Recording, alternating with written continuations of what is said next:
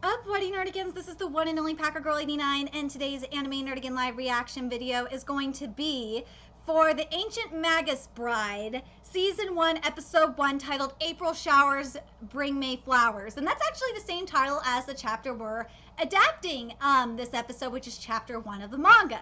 So, before we get to the actual live reaction of the episode, we gotta talk, let's do the live reaction of the opening song, which I gotta say is just, oh my god, this is so gorgeous. I love the song. I love the sequences. They're gorgeous.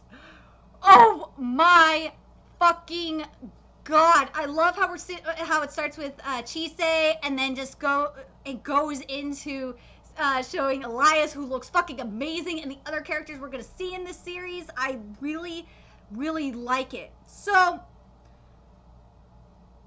here's the thing with the beginning of the episode, which I thought was interesting. So what they did at the start of the episode was they didn't start it like in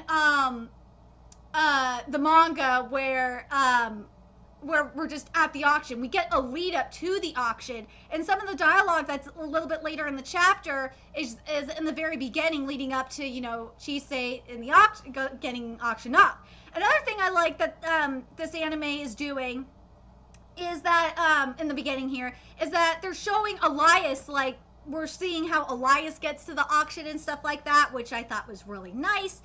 And my god, it's just, this is just so gorgeous. And Elias going up there and you know, getting his apprentice, which, by the way, in the manga there's a translation note for puppy, meaning apprentice. So, but oh my god, let's talk about this magic here. This magic is fucking gorgeous. Oh my god, the teleportation magic that Elias uses is fucking cool. Oh my god. But there is a part that was skipped dialogue wise, and this was like around the 10-minute mark. Just hold on, let me get to the page here. Maybe a little bit before the 10-minute mark, which is on page, yeah, here it is. It's on page 16 at the bottom. This part was skipped. Whatever we do for now, you need a bath was skipped, but this bath scene is just great. Oh my god, so freaking perfect. Oh my god.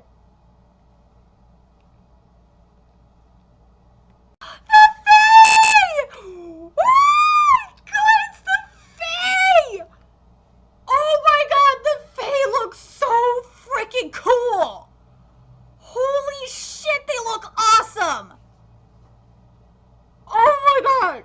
There's one thing I just remember too, is there was some of the stuff from the flashback that was skipped, but I'm gonna accept it because this episode is just beautiful.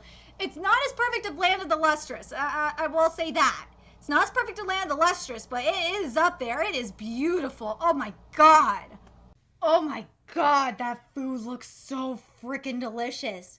And I'm sorry, this video might not be as long as my other live reactions are, but that's because I'm just really enjoying it. This episode's really good. And like, there's like almost nothing to complain about. I'm so happy. It's so beautiful. The voice acting's really nice. Like this season, minus UQ Holder, which really pissed me off, it looks so good. It's just, oh my god, like, this is just fantastic. Oh my god, this is such a good episode. It's like, I'm talking about from a manga to anime adaptation standpoint, it's just perfect. Oh my god, how when Elias answers the question about if he's a mage, and he uses his magic, and this is like at the 13-minute, especially if at the 13-minute 19-second mark, if you pause it there. Oh my god, it's so gorgeous. here, and this is at the bottom of page 25, which is, I'm repeating myself, but I'm a sorcerer, all right? To complicate matters, it appears that I am somewhat respected in the neighborhood. Appears? I don't really know, because I don't get involved with outsiders. Because of the hassles in the previous war, many of those who deal with witchcraft and magic disappeared. Recently, we're an incurable shortage of use, and those with talent are very much in demand. Depending on the situation, solicitation from the general public and human trafficking is accepted, like you, Chise.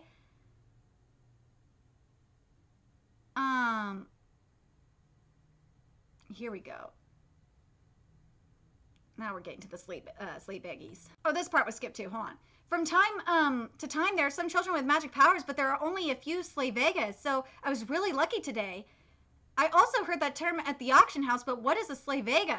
That's what, that part was, what is a slave vega or a slave baggy was there, but the rest of that was not. So there's some dialogue being skipped. It's annoying. This part was skipped. The truth is, it's very rare for your kind. Most don't notice their natural disposition. Was skipped? Sorry, I take it back. That was not skipped. It was said a line later. It was, I hate when anime does that. It drives me nuts. That facial expression by Elias at the 14-minute 57-second mark was just so priceless. It was so perfect because it's in the manga too. I'm glad they kept it. Thank you, anime. Thank you for having that expression because it's fucking awesome. This part was skipped, dialogue-wise. Is he really going to make me his apprentice? How about pampering me than eating? The blanket doesn't even smell moldy. It really does feel nice. For now, I'll not think about anything and sleep. And then we hear the Chise from the Fae. Oh man, this is gonna be good because they're gonna try and lead them to the land of lead Chise to the land of Fae, and oh boy. I think I'll be happy about that. This part was skipped as well. Then I'll need to inform Elias. It's all right. It's all right. Just go out and come back quickly. Come on. Let's see if this part is going to be there. Hold on. This part was cut out a little bit. I'm going to read the whole thing, what it was supposed to be, but there was only a little bit of it in it. What a helpless child. A slave Vega shouldn't be out in the dark field, but just because it appears to be harmless doesn't mean you can be fooled by how it looks. I guess it'll be a good lesson. So like most of the dialogue was skipped, but the hopeless child and the good lesson part was there. But like some of the stuff that's being skipped kind of frustrates me because it's skipping a little bit of the lore. And that kind of annoys me. I really don't like it when anime, especially manga that's being adapted into anime, when the anime skips the lore of it, some of the lore, because that takes away from the manga a little bit. And it takes away from obviously it takes it away from the universe, and if you're an anime only, you're obviously not going to understand get more in-depth information about the lore and might be questioning, well, what about this and this? But when it's in the manga. And that's what kind of frustrates me a little bit. This part was skipped from the dialogue too. There's no pattern though. It could belong to these playing on the mountain or these coming and going from the Feywild. There are many of us in this land, but even more of us in the Feywild. Like humans, some live alone and some coupled with children. Wow, that part was skipped. The forest is just gorgeous. This animation is beautiful. Like, and I really am liking this soundtrack too. It's very, especially in this portion of the episode, we have this beautiful, whimsical soundtrack, and it's just really beautiful. Like, man, we've been getting some damn good soundtracks today for anime, like, between Land of the Lustrous and Magnus Bride. But I'm telling you, if you want to know what I'm talking about by a perfect episode, go watch Land of the Lustrous. That anime is just so perfect. I love Land of the Lustrous. I really do. That is probably going to be my like how I was in love with Fukabeki Noise and Spring and Nanamara Senbatsu in Summer, I think Land of the Lustrous is going to be my underrated one series that I just really love. But this episode so far is pretty good. It's just I don't like that it cut out some of the lore, as I said. That's the only thing that I have a problem with. Other than that, like animation wise, it's really nice. And I really like how, especially how the Fae are animated. The Fae look beautiful. Oh my god.